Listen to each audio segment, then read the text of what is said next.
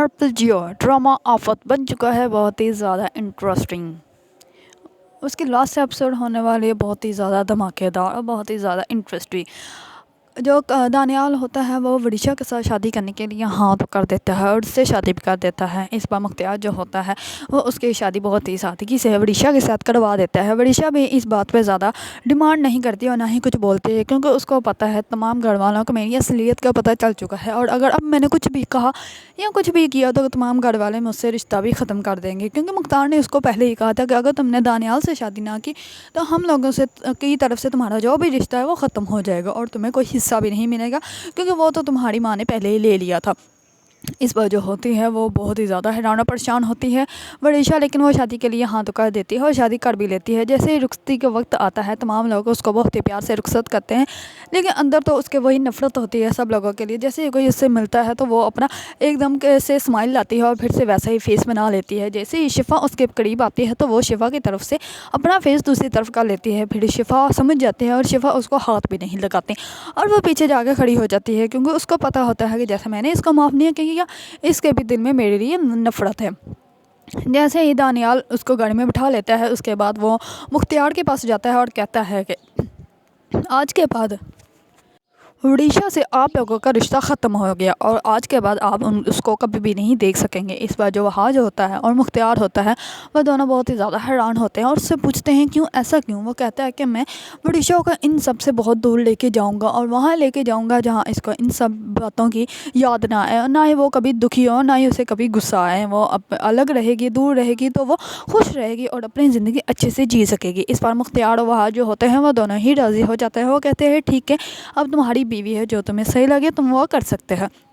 اس بابا دانیال جو ہوتا ہے اس کو لے کے جا رہا ہوتا ہے تو کہتا ہے کہ تم شکر کرو تمہیں میں نے قبول کر لیا، ورنہ میں تم سے بیسٹ لڑکی جو ہے وہ ڈیزرو کرتا ہوں۔ اس پر وڑیشا کہتی ہے اب چپ کر کے بیٹھ جاؤ، یہ نہ ہو کہ میں تمہارے منہ پہ دو لگاؤں۔ اس پر وہ جیسے ہی ہاتھ آ کے کرتی ہے تو دانیال اس کا ہاتھ پکڑ کے نیچے گرا دیتا ہے اور کہتا ہے کہ آج کے بعد ایسا کچھ سوچنا بھی نہ، یہ تم نے تب سوچنا تھا جب تم نے مجھے قبول کیا تھا، اب تو تم مجھ سے شادی کر چکی ہو اور اب تمہاری اتنی ہمت نہیں ہے کہ تم میرے ساتھ کوئی بھی بدتمیزی کرو، سمجھائی؟ تو کہتی ہے کہاں لے کے جا رہے ہو؟ تو وہ کہتا ہے کہ میں تمہیں اپنے گھر لے کے جانا ہوں۔ تو وہ کہتی تم جیسوں کا بھی گھر ہوتا ہے لاوارسوں کا۔ اس بار دانیال ہنسنے لگ پڑتا ہے، وہ کہتا ہے کہ ہاں میں جیسے لاوارسوں کا بھی گھر ہوتا ہے، لیکن تم نے تو اپنے ہاتھوں سے ہی اپنا گھر تباہ و برباد کر دیا، اپنے ہاتھوں سے ہی اپنے گھر کو آگ لگا دیا، اب تو تمہارا نہ گھر رہا نہ تمہارے کوئی رشتے دار۔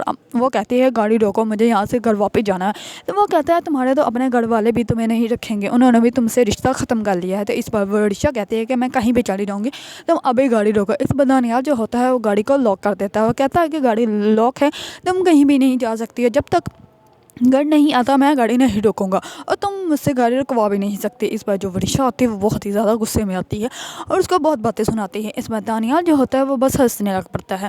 دوسری طرف دانیال جیسے اس کو گھر لے کے جاتا ہے تو وڑیشا جو ہوتی ہے وہ ڈرامہ سٹارٹ کر دیتی ہے، وہ آ کر اس کے پاس کھڑی ہو جاتی ہے، اس کے کندھے پر سر رکھ لیتی ہے اور کہتی ہے کہ میں تمام لوگوں سے معافی چاہتی ہوں، تم ایک دفعہ مجھے سب سے ملوا دو۔ اس پر وہ جیسے سب سے ملوانے جاتا ہے تو وہ وہاں سے بھاگنے کی کوشش کرتی ہے۔ اس پر وہ لا کر اس کو اسی گھر میں دوبارہ سے قید کر دیتا ہے، 7 سال وہ اس کو قید کر کے رکھتا ہے۔ اس پر وڑیشا جو ہوتی ہے وہ بہت ہی زیادہ مار اور بہت ہی زیادہ عجیب و غریب ہو جاتی ہے، کیونکہ 7 سال وہ ایک ہی کمرے میں اپنی زندگی گزارتی ہے۔